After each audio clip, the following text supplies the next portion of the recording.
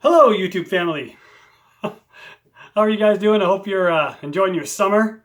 It's been super nice here in Prince Edward Island. So we have another EART guitar. I thought maybe I'd share with you. You guys have seen these around.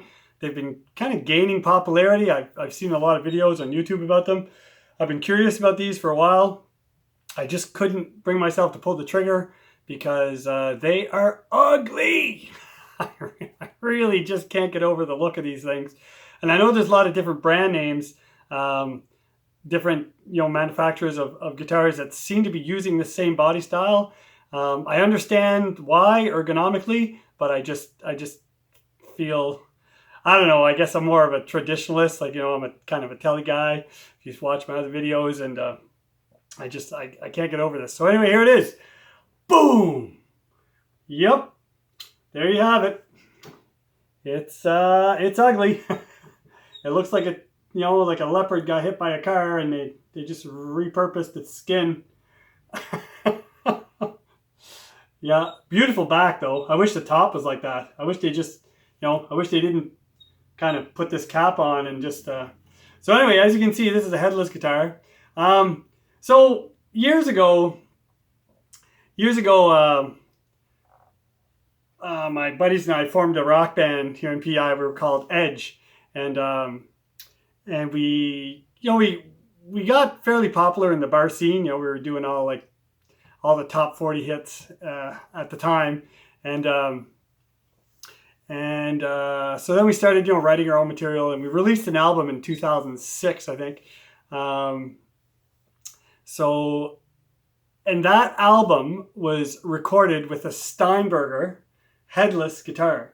So I used a Line 6 pod, which is what was my gigging rig at the time.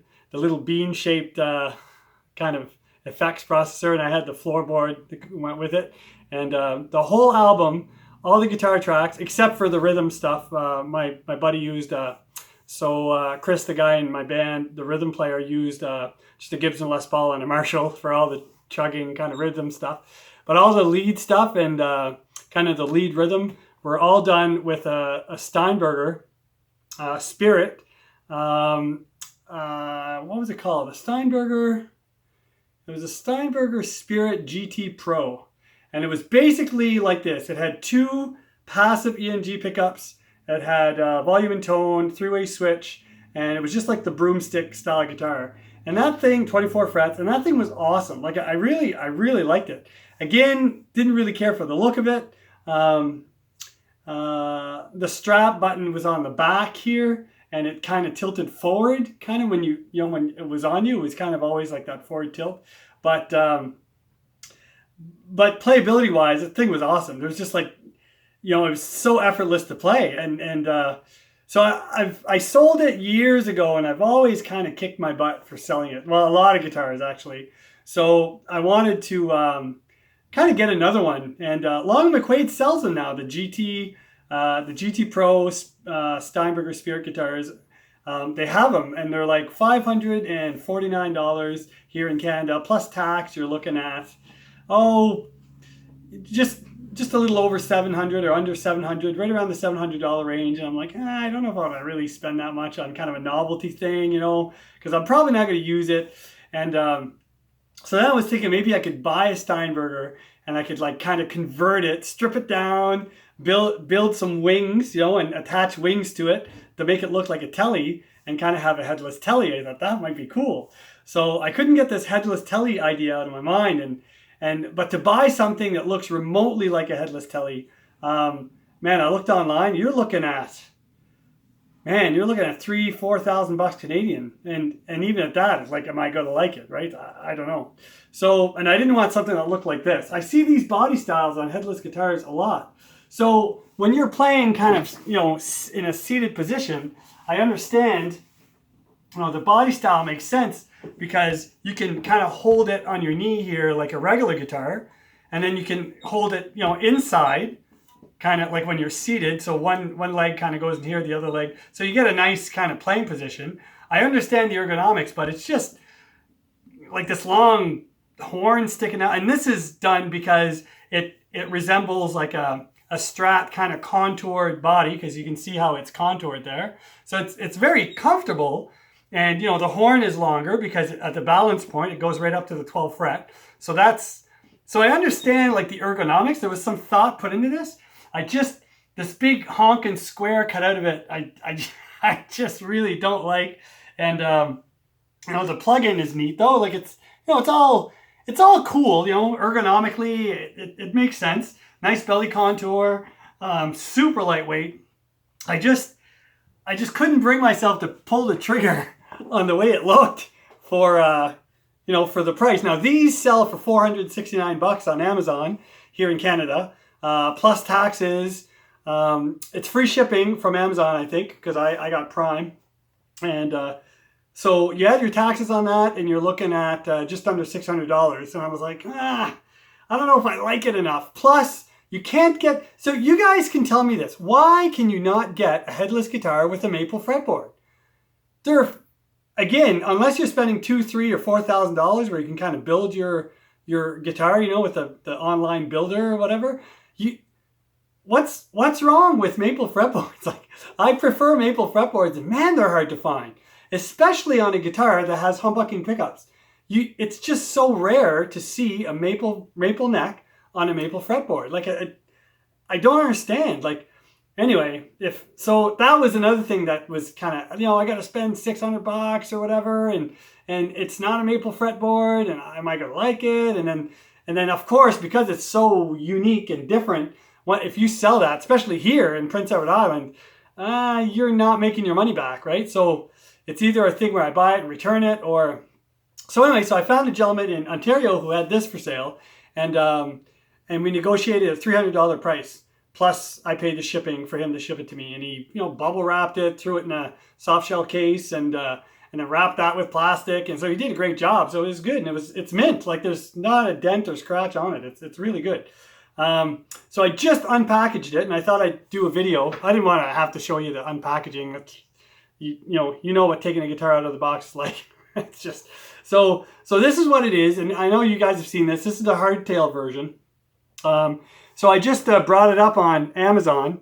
So this particular guitar, it says roasted paddock body, so P-A-D-A-U-K, so paddock paddock, or I don't know, paddock body with burled maple veneer. So clearly this is the burled maple veneer, and it's a real maple veneer, but it's not very thick. But you can feel, like, it's not just a print, because you can feel that, like, the knots, like the knots are, you know, there's dents and dings like in the actual knots of the wood. So I think it's real wood.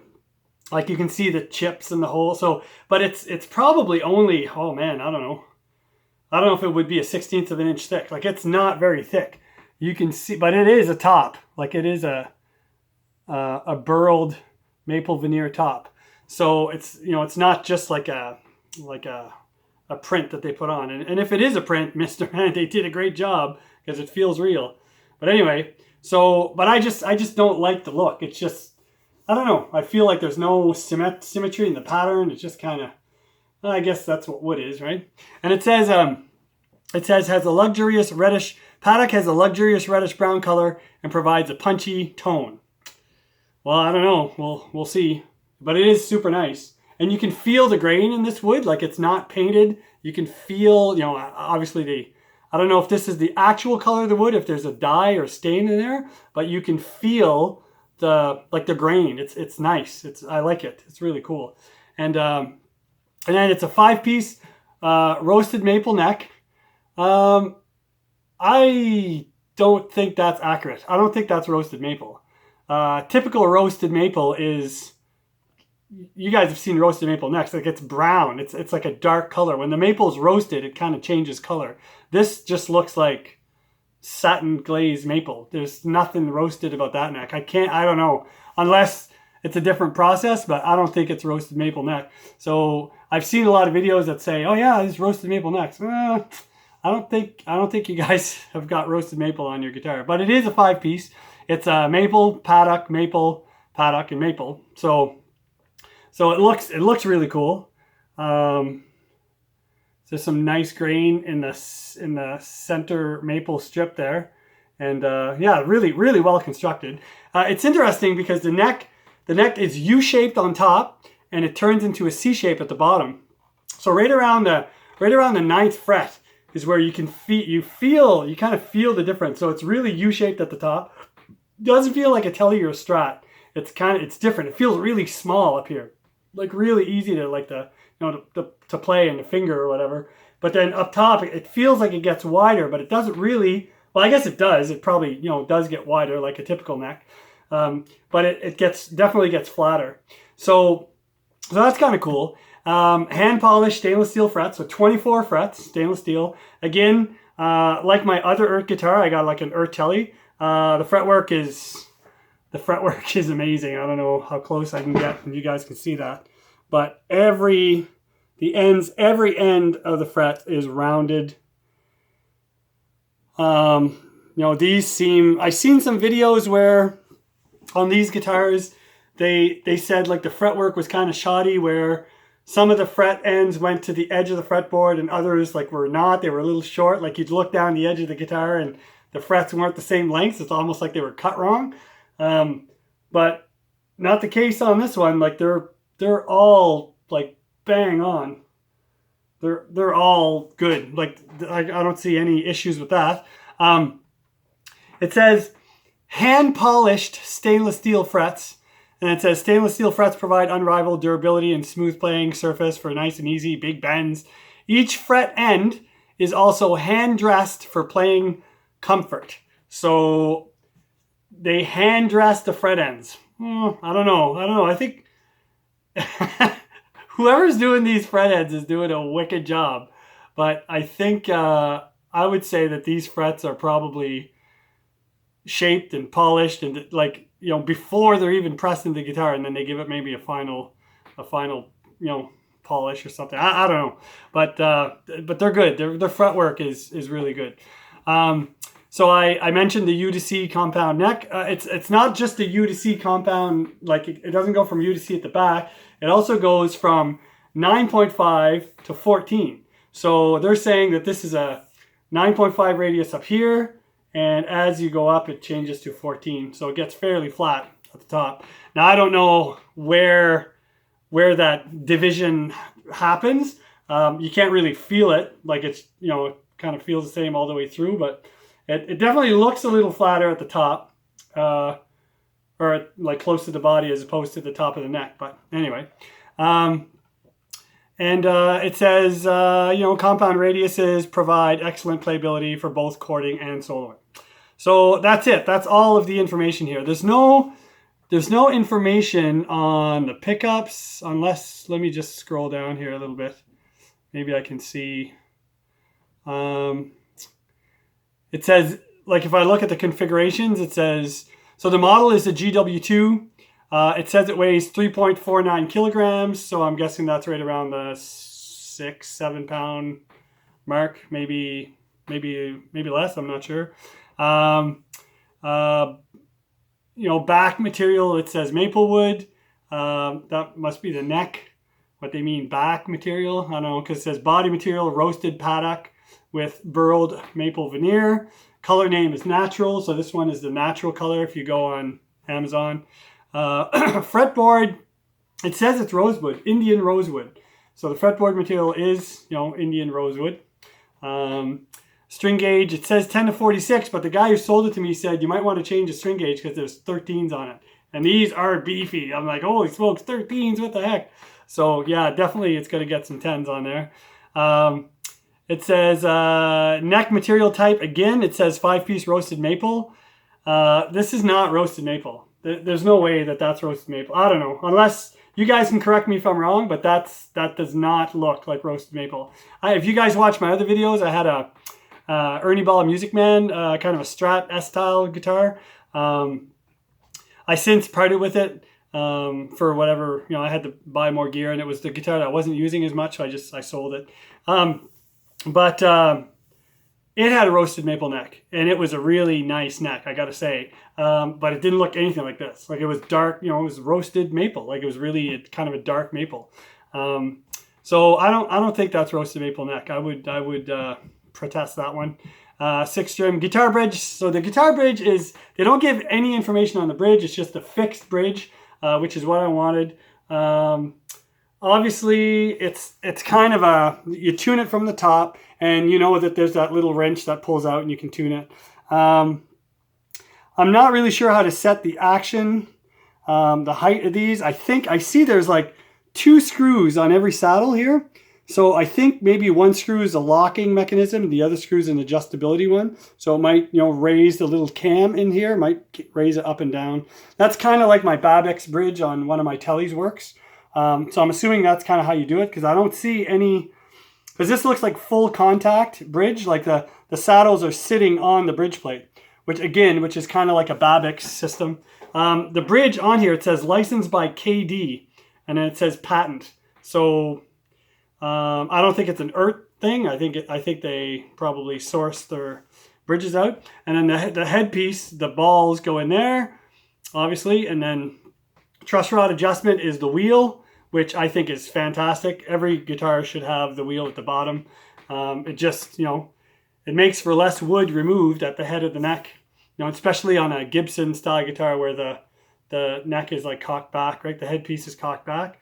So I think that's a great system. So I like that. And other than that, like fit and finish, it's typical EART. Like I only had, well, I've had 3 EARTs. Like I got one guitar. There was kind of an issue with the neck, and they were supposed to send me another neck. They ended up sending me a whole other guitar. And then it turned out that the issue with my neck wasn't really an issue. It was just a little flaw, which was easily fixed. So I ended up selling one of the EART guitars. So I technically got my other EART guitar for free, and then I modded it. And that's this one right here. You guys have seen this one. So the EART guitars, again, and they were saying this is a roasted maple neck, and this is not a roasted maple neck. It is stainless steel frets though. So these things are fantastic. Fit and finish are really good. But there's always some little things, like I find at this price point. Like for one thing, you know, on these guitars, the bridge plate is further back than a typical telly. Like there's a 1/2 inch gap. That's why you see this gap between the bridge and the pickguard. Whereas on a traditional telly, you don't have that gap there. And then at the back here, you'll notice that the string ferrules, you see how they're crooked? Like there's one, this one here is like a little bit further back than the other 5. So just little things like that. But I gotta say, playability, that guitar, the way it's set up right there, I would put that against any Telecaster in a store, you know, on the shelf. I'll put that against any Telecaster at $1,000, like $1,000 or less, like 800, 700, whatever. I'd put it up against it any day of the week. For tuning stability, sound, playability, it's great. For the price, it's great. I really, you know, now I don't know if this one will be similar, but it doesn't say what the pickups are. Obviously they're humbuckers. They might be 4-wire, but these are not split. There's a tone and there's a volume. I haven't even plugged it in yet. I don't know what it's like. So anyway, but one thing I do notice, like I can't see any like flaws as far as, you know, neck, frets, you know, dents, dings, scratches. Like it's really good. The only thing that I do notice is, and you guys will not be able to see this, but so the neck seems off with the body. Like there's more space between the edge of the neck and the little E string on this side than there is on this side. And I just find that the strings don't really line up perfectly with the magnets. They all have to kind of, you know, I have to pull the strings in towards the little E string to get them to line up. So I think maybe either the neck pocket is a little bit off, or maybe that's just how they are because of the nature of the beast. I don't know, but or maybe I just need to loosen the screws in the back and give the neck just a little tweak, you know, just a little tweak that way, just to kind of center the strings properly. Maybe it just wasn't assembled right. I don't know. But they're off. They're definitely off. Like if you look here, I'll see if I can get you a close-up shot here. If you look at the bottom, look at this, the edge of the fret and the spacing with the bottom string down here. You know, there's a good I don't know, maybe like not quite 1/8 of an inch maybe, and up top the string is almost on the edge of the fretboard. You see that? And maybe that's due to the fact that these are 13s, and maybe it's just a little fatter string. If I had a 10, it might be down lower. I don't know. But something just seems a little bit off to me there. So I feel like the neck should kind of be tilted downwards just a smidge to kind of correct that. Or it's just off. Maybe, I don't know, maybe the body is just off. But I would find that hard to believe because these are all CNC machine made. Like they're bang on. Like nobody's measuring that, right? It's so, they're either all like that or for some reason this one's just kind of a bad one, or I don't know. But anyway, I'll look into that. But so my goal is to take this thing. I really wanted the neck and the bridge is really all I want. I want a headless telly. So a friend of mine gave me this body. It's just, no string through at the back, so just a nice body at the back. It's pretty rough, whole bunch of scratches and stuff. And whoever had it before, added a different bridge and drilled some extra holes. And so it's kind of a mess there. But so I was thinking of kind of reshaping the body, making it a little bit smaller, and but keeping the telly, obviously, right, the telly routes and everything intact. And maybe adding like a forearm contour and maybe a slight belly cut, and adding this neck to this body along with the bridge. And so I'd have like a headless telly. So that's kind of my thinking. Anyway, I don't know if it'll work. I don't know if that neck fits in there. Like, I have no idea. But I'm going to do some experimenting and then talk to my like guitar tech guy and see how much of a job it would be to kind of do that, get everything centered up and get it working, and then put maybe some hot telly pickups in here. And then having just a different telly. I just like being different. I like having stuff that nobody else has. Like I like kind of unique stuff that you just can't really buy walking into a music store, right? So I don't know. Just some thoughts. Let me know what you guys think. Maybe you guys have done something similar. Anyway, so this is not going to be like a sound demo thing. I just wanted to share the guitar, tell you my first impressions. It's fit and finish wise, frets, everything. It looks really good. Like there's no loose parts. There's no, everything looks fine. But and I wasn't too concerned because I was really just thinking, because I really hate these body styles. It might grow on me, maybe, I don't know, but I was just thinking maybe I would just buy it for $300. So I was looking online for like these systems, and I can get them from China, which is probably where these are from, but for a reasonable amount of money. But you just don't know what you're going to get and how they work. So because the EART guitars had such good reviews, I knew that the bridge and the headpiece must be decent because nobody really complains about them, other than the fact that these tuners are a little hard to turn with just your fingers. So some were saying, like at a gig, if you got to tune up, you got to take this wrench out and use it, but then you got to be careful because you don't want to drop it when the lights are off and you just have flashing lights. You might lose it, and then you'd be kind of screwed to try and. But I think just a regular Allen key, the right size, would fit in there. So you could have a couple of spare Allen key in your gig bag or whatever. But anyway, so anyway, I figured, well, if I go this route for $300, I would get the neck.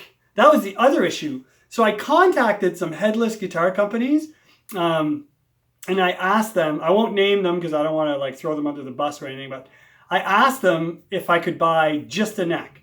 And I told them I want a neck, and I want a maple fretboard, and I want the headpiece, and I would buy your fixed bridge, but I don't want the guitar, the electronics, or whatever. And none of them would sell me parts. None of them, nobody. Even EART said, no, we don't sell, we just sell the complete guitar or whatever. I was kind of surprised. I'm like, wow, really? Like, I would, and I told them I had a YouTube channel and I share stuff with other people and that I would kind of promote their stuff, right? So I was kind of like, I wasn't looking for a deal or like a sponsorship because I'm, whatever. I'm not big enough, for that. But I wanted to buy it and just have a headless neck, and then eventually down the road I'd make a project. So I thought, well, whatever. So I think what I'll probably do is I'll remove this, and I'll remove the neck, and I'll sell the body, like a complete body with pickups, everything. Because I'm not really a humbucker guy, so I'm not gonna use these, right? So somebody could get a really nice body, and they could put whatever bridge they want on it. Like a Tele bridge would work on this. You just have to, you'd have to make sure that you can fit it in this area, and you might have to plug the holes and re-drill or whatever. But so any bridge really would work. And I'm sure if this fits on a Tele body, that means a Tele neck could fit on this. So you could have like a funked out kind of Telecaster or Strat style guitar if somebody really wanted to mod it, right? So I could probably get $80 or $100 for just the body loaded, right, with all the electronics and pickups, and then I could. But anyway, that'll be down the road. I want to see what I can do with this. So anyway, that's it for this video. If you have any questions or you have any comments, or if you have one of these, please let me know what to expect or whatever, and I will answer you back for sure. So my next video will just be a quick sound demo of this. This video is a little long. I'll just demo the pickups, see what they sound like stock, and then down the road, I might have a totally different guitar mod video. I know, we'll see. Anyway, so you guys take care. God bless. Thanks for tuning in, and let me know your thoughts and what you think can be done with this. Peace out.